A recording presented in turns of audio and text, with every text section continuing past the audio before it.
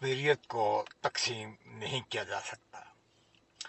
عوامی action committee کی پرامن کال پر جب انٹیلیجنس اداروں کی سب اچھا ہے رپورٹ کے برعکس راولا کوٹ میں عوام کا سمندر امڑنا شروع ہوا تو آزاد کشمیر پر مختلف مراکز سے اثر انداز ہونے والی سیاسی قوتوں کے ہاتھ پاؤں پھوٹ گئے۔ یہ 3-4 قسم کی حکومتیں ہیں جو آزاد کشمیر پہ کام کرتی ہیں۔ کشمیر کونسل کے چیئرمین وزیر اعظم پاکستان سے لے کر لاڑکانہ، رائے ونڈ، برنگالہ، مرے اور آبپارہ تک یہ مراکز پھیلے ہوئے ہیں۔ ہر جگہ بیٹھے فیصلہ ساز اور ان کی ہدایات کے منتظر آزاد کشمیر کے سیاستدان حیران اور پریشان دکھائی دیے جب یہ لوگ نکل آئے انٹیلیجنس رپورٹوں کے برعکس سب اچھا ہے، مگر افسوس کہ اس عوامی بے چینی کو سمجھنے، اس کے اسباب جاننے اور عوام کے دل جیتنے کی حکمت عملی اختیار کرنے کی بجائے ایک وہی پرانا نسخہ آزمایا گیا۔ میڈیا کے ذریعے کشمیری تاریخ کو مسخ کرنا، نئے بیانیے تخلیق کرنا اور پہلے سے تقسیم شدہ ریاست اور قوم کو مزید لسانیت، علاقائیت اور برادریزم کے زہر سے تقسیم کی کوششوں کو کرنا۔ ٹی وی ٹاک شوز میں سب نے دیکھا، میں نے دیکھا، کشمیری عوام کے زخموں پر مرہم رکھنے کی بجائے ان پر طنز کے تیر برسائے جا رہے ہیں۔ راک ایجنٹ کہا جا رہا ہے، پاکستان مخالف کہا جا رہا ہے۔ ایک ایسی فضا پیدا کرنے کی کوشش کی جا رہی ہے کہ جس میں آل پاک کشمیری، پاکستان اور کشمیری ایک دوسرے کے مقابل کھڑے ہوتے نظر آ رہے ہیں اور اصل مسائل پس منظر میں جاتے جا رہے ہیں۔ ایسے نازک وقت میں ضروری ہے کہ ہم اپنی مشترکہ تاریخی شناخت یعنی کشمیریت کو یاد کریں۔ یہی ایک اس وقت میں مرکزی نقطہ بنتا جا رہا ہے۔ ہماری اس کشمیریت کو مختلف شکلوں میں وہاں پہ بیان کیا جا رہا ہے۔ کشمیریت کوئی نیا سیاسی نعرہ نہیں ہے، بلکہ کشمیر کی صدیوں پرانی تہذیبی روح ہے۔ یہ راولا کوٹ، مظفر آباد، سری نگر کا معاملہ نہیں ہے، یہ ہندو مسلم کا معاملہ نہیں ہے، یہ وہ احساس ہے جس نے مذہب، زبان، علاقے اور قبیلے سے بڑا تر ہو کر اس سرزمین کے لوگوں کو ایک دوسرے سے جوڑے رکھا۔ تاریخی حقائق میں بیان کر رہا ہوں، انہیں آپ کتابیں کھولیں اور پڑھیں۔ ان لوگوں سے کہہ رہا ہوں جو ٹی وی کے شوز میں جا کے بات کر رہے ہیں۔ 14ویں اور 15ویں صدی میں سلطان زین العابدین بادشاہ کے دور میں رشی اور صوفی روایات نے للدید اور شیخ نور الدین ولی، جنہیں نند رشی کی کہا جاتا ہے، کہ تعلیمات کے ذریعے مسلمانوں، پنڈتوں، سکھوں اور دیگر برادریوں کو رواداری، محبت اور مشترکہ ثقافت کے رشتے میں پرو دیا۔ دوسرا جو تاریخی واقعہ ہے سب کو پتہ ہے، میں ذرا ریمائنڈ کروا رہا ہوں۔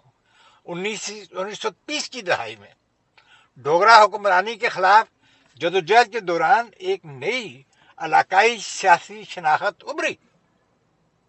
1932 میں قائم ہونے والی مسلم کانفرنس نے 1939 میں نیشنل کانفرنس کی صورت اختیار کی، جس کا مقصد مذہبی شناخت سے آگے بڑھ کر تمام کشمیریوں کی مشترکہ قومی شناخت کو فروغ دینا تھا۔ تیسرا جو تاریخی والا ہے، اگرچہ لفظ کشمیریت بعد کی دہائیوں میں زیادہ معروف ہوا، مشہور ہوا، سامنے آیا، جیسے کہ 1947 سے پہلے لاہور میں علامہ اقبال کی سربراہی میں کشمیر کمیٹی کا بننا، یہ حال ہی میں شیخ عبداللہ نے بھی اپنے ایک انٹرویو میں بات کی تصدیق کی ہے۔ کشمیر کی تقسیم کے بعد پاکستان میں مقیم کشمیری مہاجرین کا مل کر کشمیر انڈیپینڈنس کمیٹی بنانا اور برطانیہ میں 50 کی دہائی میں کشمیری ڈائسپورا کا شیخ عبداللہ کی رہائی کے لیے لیگل ڈیفنس کمیٹی کا قیام کشمیریت کا جذبہ اس لحاظ سے بہت صدیوں پہ محیط ہے۔ جی کل برطانوی کشمیری نہیں بنے، آج آزاد کشمیر کے اندر کشمیریت کا جذبہ نہیں جاگا، اس کی تاریخ، اس کی جڑیں تلاش کریں۔ اس نے دنیا کو یہ پیغام دیا کہ کشمیر کی اصل طاقت اس کی تکثریت، رواداری اور مشترکہ تہذیب ہے۔ آج کا جو میں پیغام اس ویڈیو کے ذریعے سے اپنے دوستوں، ساتھیوں اور اہل فکر تک پہنچا رہا ہوں کہ کشمیریت ہمیں یاد دلاتی ہے کہ وادی، جموں، پیر پنجال، آزاد کشمیر، گلگت بلتستان، لداخ اور دنیا بھر میں آباد کشمیری اپنی سیاسی آرا میں اختلافات کے باوجود ایک مشترکہ تاریخی اور تہذیبی ورثے کے امین ہے۔ کل کچھ کشمیری دوستوں کی میں نے پیغامات ویڈیو سنے، مجھے بہت افسوس ہے، میں اس وقت میں وہ ان کو نام لے کے بات نہیں کروں گا، لیکن یہ جو قوتیں کشمیریوں کو زبان، علاقے، برادری یا انتظامی تقسیم کی بنیاد پر ایک دوسرے سے لڑانا چاہتے ہیں، وہ دراصل کشمیر کی اصل روح کو کمزور کرنا چاہتے ہیں۔ چلیے ہو گیا، اب آگے کا بھی کچھ راستہ تلاش کیا جانا چاہیے۔ تقسیم، طاقت، پابندیوں کے بیانیوں سے نہ کبھی مسئلہ حل ہوا ہے نہ ہوگا، اس کو ترک کریں۔ پائیدار امن کا راستہ، ایک ماحول بنانے کا راستہ صرف اور صرف بھارت، پاکستان اور کشمیری عوام کے درمیان بامعنی، جامع اور باوقار سہ افریقی مذاکرات سے نکل سکتا ہے، جس کا راستہ ایکشن کمیٹی اور حکومت پاکستان کے درمیان میں مذاکرات سے نکل سکتا ہے، جس میں کشمیریوں کی الگ تاریخی، ثقافتی اور قومی شناخت کا احترام کیا جائے۔